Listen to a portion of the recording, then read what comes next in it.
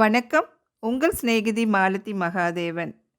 நெறைய பேரு தங்களுக்கு உதவி செஞ்சவங்களையே ரொம்ப எளிதா மறந்துடுறாங்க.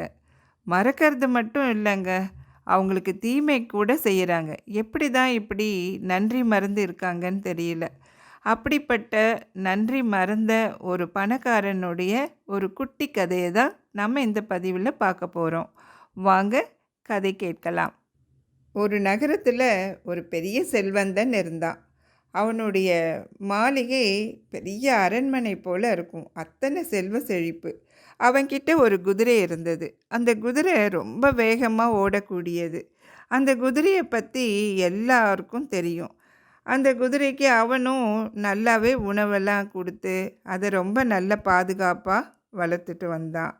ஒரு நாள் இவன் வணிகன் இல்லையா? அதனால ஒரு நகரத்துக்கு பயணம் செய்ய வேண்டியதா இருந்தது. வெகு தூரம் போன அவன் தன்னோட வேலைய சீக்கிரமே முடிச்சுட்டு திரும்பி வந்துட்டுருந்தான்.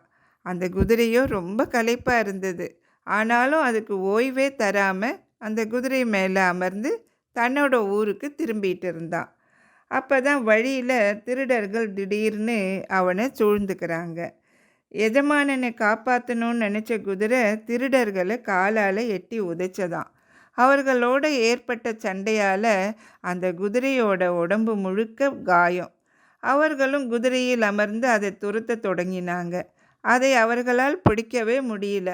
பாதுகாப்பாக நகரத்தை அடைந்த குதிரை மாளிகையின் முன் நின்றது. அந்த பணக்காரன் அது மேல இருந்து இறங்கிட்டான். தன்னை காப்பாற்றிய அதை நன்றியுடன் பார்த்தான். ஓடி வந்ததால வாயில் நுரை தள்ளிய அது அப்படியே மயங்கி விழுந்துட்டது. பணியாட்கள் அதன் மயக்கத்தை தெளிவித்தாங்க. அதற்கு உணவும் கொடுத்தாங்க. அதன் உடலெங்கும் ஏற்பட்ட காயம் மாற பல நாட்கள் ஆயிடுச்சாம். நலம் அடைந்த பின்னும் அதனால் முன்ன போல வேகமாக ஓட முடியல. நொண்டிகிட்டே நடந்தது. பயனற்ற அந்த குதிரையை செல்வன் கவனிக்கவே இல்லை.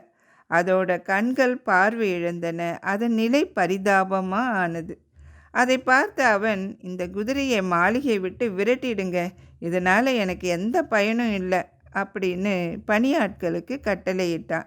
வேலையாட்களும் அதை வெளியே தள்ளி வாயில் கதவை தாழ் போட்டுட்டாங்க. பசியால் துடித்த அந்த குதிரை பாவம் இங்கும் அங்கும் அலைஞ்சது. அந்த நகரத்தில் அரசர்லாம் யாரும் கிடையாது. ஊர் பெரியவங்க தான் ஆட்சி செஞ்சு வந்தாங்க. யாருக்காச்சும் ஏதான குறை ஏற்பட்டால் ஊர் மன்றத்தில் உள்ள மணியை அடிப்பாங்க. உடனே பெரியவர்கள் கூடி அவங்களோட குறையை தீர்த்து வைப்பாங்க. இதுதான் அங்கே வழக்கமாக இருந்தது. பசியோடு அங்கே வந்த குதிரை ஆராய்ச்சி மணியின் கயிற்றை வைக்கோல்னு நினச்சி தின்பதற்காக அதை பிடித்து இழுத்ததாம். ஆராய்ச்சி மணி ஓசை கேட்டதும் பெரியவர்கள் அங்கே வராங்க. எலும்பும் தோளுமாக இருந்த அந்த குதிரையை பார்த்தார்கள். செல்வனின் குதிரை இது, திருடர்களிடமிருந்து அவனை காப்பாற்றிய குதிரைன்றதும் அவங்களுக்கு புரிஞ்சது. செல்வனை அங்கே வரவழைச்சாங்க. அவனும் இந்த குதிரை பயனற்றது, அதனால் விரட்டிட்டேன், என் மீது எந்த தப்பும் இல்லை அப்படின்னு வாதிட்டான். எவ்வளவு அருமையான குதிரை இது, எவ்வளவு வேகமாக ஓடியது, உன்னை காப்பாற்ற முயற்சியில் தானே இது இப்படி ஆச்சு. உன் உயிரை காப்பாற்றிய இதனிடம் உமக்கு சிறிது கூட நன்றி இல்லையா அப்படின்னு கேட்டார் ஊர் பெரியவர். இதற்கு நாள்தோறும் நல்ல உணவு அளித்து பாதுகாக்க வேண்டியது உன்னோட பொறுப்பு. ஒவ்வொரு வாரமும் எங்கள் குழுவிலிருந்து ஒருத்தர் வந்து இந்த குதிரையை பார்வையிடுவார். ஏதானும் தவறு நேரமானா உமக்கு கடுமையான தண்டனை கிடைக்கும் அப்படின்னு தீர்ப்பு வழங்கினாங்களாம் அந்த ஊர் பெரியவர்கள். தலை கவிழ்ந்த செல்வன் அந்த குதிரையை ஓட்டிக்கொண்டு அங்கிருந்து போனான். நீங்கள் இது வரைக்கும் நம்ம சேனலை சப்ஸ்கிரைப் பண்ணலைன்னா சப்ஸ்கிரைப் பண்ணுங்கள். உங்களோட கருத்தை கமெண்ட் பாக்ஸில் கொடுங்க, லைக் கொடுங்க. நம்ம அடுத்த கதையோட அடுத்த பதிவில் சந்திக்கலாம். நன்றி.